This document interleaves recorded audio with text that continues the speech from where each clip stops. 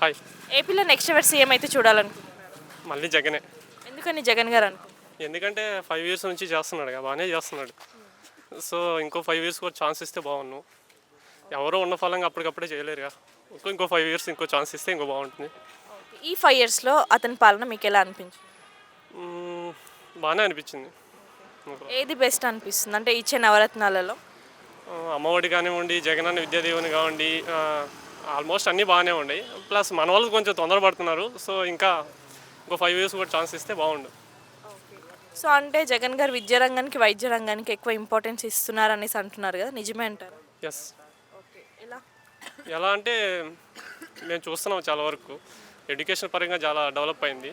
ఇంకా హాస్పిటల్స్ కానీ చాలా డెవలప్మెంట్ చాలా బాగానే ఉంది. అంటే ఉద్దానంలో కూడా కిడ్నీకి సంబంధించిన హాస్పిటల్ ఓపెన్ చేసి ఎస్ అది చాలా చాలా అంటే చాలా బాగుంది. ఎస్. ఇప్పుడు మెడికల్ కాలేజెస్ కూడా కొంచెం ఎక్కువ చేస్తున్నారు ఇది మధ్య, అది ఎలా అనిపిస్తుంది? అది ఇంకా వేరే లెవెల్ అనమాట. కానీ కొంతమంది ఏదో లేనట్టు సృష్టించి వాళ్ళ స్వార్థం కోసం అలా చేస్తున్నారు. సో అది చాలా తప్పు. ఏదైనా సరే మరి చూసి చేస్తే బాగుండు.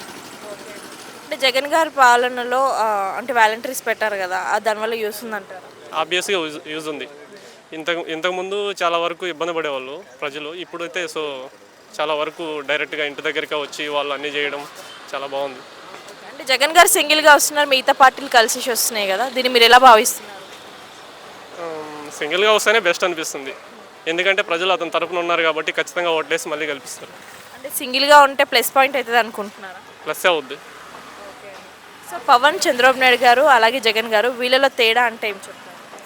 తేడా అని నేనేం చెప్పేది. పాలనలో కానీ ఎవరు బెస్ట్ అంటారు? చంద్రబాబు అంటే ఆయనకు అనుభవం ఉంది. సో ఇప్పటి వరకు చూశారు అందరూ. ఇప్పుడు ప్రజలు వద్దనుకుంటేనే కదా మళ్ళీ గెలిపించారు. 151 ఎలా వస్తాయి? సో వాళ్ళు వద్దనుకున్నారు కాబట్టి అనిపిస్తాయి. మన వాళ్ళు అంటారు చంద్రబాబే జగను రౌడీ అంటాడు. రౌడీ అంటే అందరికి నచ్చాలిగా, అందరికి నచ్చితేనే 151 వచ్చింది.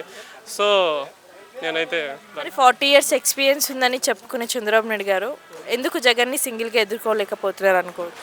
ఏంటి మళ్ళీ అడిగి 40 ఇయర్స్ ఎక్స్పీరియన్స్ ఉందన్నారు కదా, సింగిల్గా ఎందుకు రాలేకపోతున్నాడు జెన్యున్గా ఉంటే అంతే. అతను జెన్యున్గా ఉన్నాడు, వీళ్ళందరూ కలిసి చేయాలనుకుంటున్నారు. సో మరి ఈ ముగ్గురిట్లో జనాలు ఎవరిని నమ్ముతారు?